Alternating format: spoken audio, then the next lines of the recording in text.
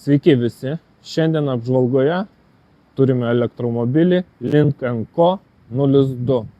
Tai Geely ir Volvo sub-brando kūrinys pasirodė nuo 2024 metų, kuris pirmą kartą yra visiškai elektrinis automobilis.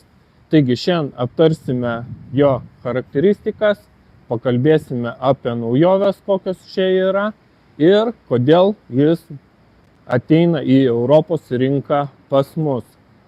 Taigi, iš karto iš išorės žiūrint, mes matome labai naujovišką ir agresyvų crossoverio dizainą. Matome LED apšvietimo šviesas, prasivažiuosime, pasižiūrėsime. Tad trumpai šiek tiek apie automobilį. Tai Lynk & Co yra komplektuojamas dviem komplektacijom. Tai yra Co and Mo.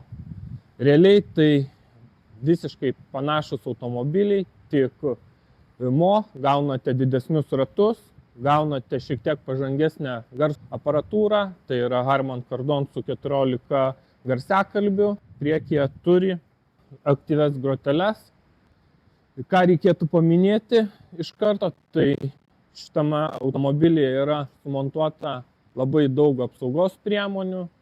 Kaip matome, turi priekyje čia ant priekinio lango, šone ir gale yra kameros, kurios užtikrina gerą matomumą parkuojantis ir lygiai taip pat atsako už apsaugos sistemų darbą.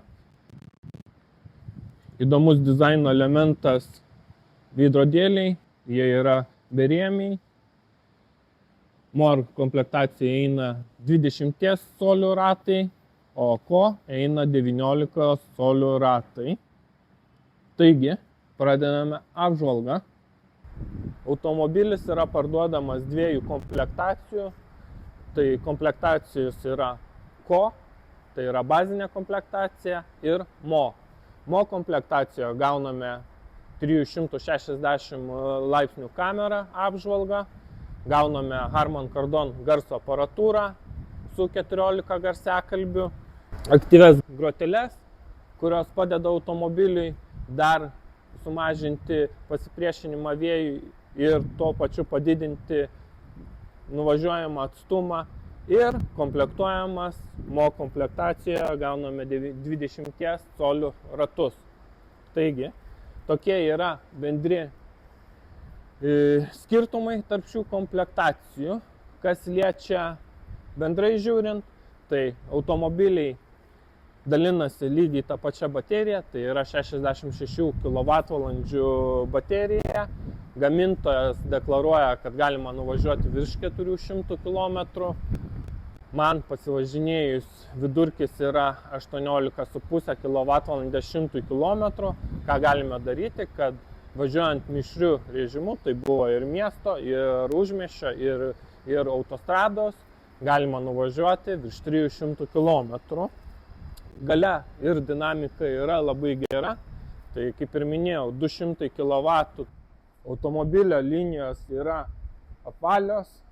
Kas labai patinka, tai apšvietimas su animacija. Matome, yra išskirstyta į dvi spalvas, balta ir stogas juodas. Įkrovimo vieta yra iš vairuotojo pusės, patogiai atsidarius. Ir kas patiko, kad papildomai dar yra specialiai apsaugos įdėtos, kad drėgmė nesirinktų. Visą laiką panaudojus galima uždengti ir jokių problemų su drėgmės patekimu į įkrovimo lizdus nebus. Automobilio durys atsidaro elektroniniu būdu ir mechaniniu. Elektroniniu paspaudus apačioje viduje esantį čia knopkę galima atidaryti ir mechaniniu būdu, rankenėlę patraukus į save. Priekyje turime kamerą, turime dar vieną kamerą ADS sistemoms. Kaip matome, gražus LED apšvietimas su animacija. Turime riešukus su pagrindiniam šviesom. Bagažinė atsidaro paspaudus mygtuką elektroniniu būdu. Kas keista, kad nei vienoje iš komplektacijų nėra montuojama su kojos pagalba, kad atsidarytų, vien tik tai paspaudus mygtuką. Bagažinės talpa 450 litrų.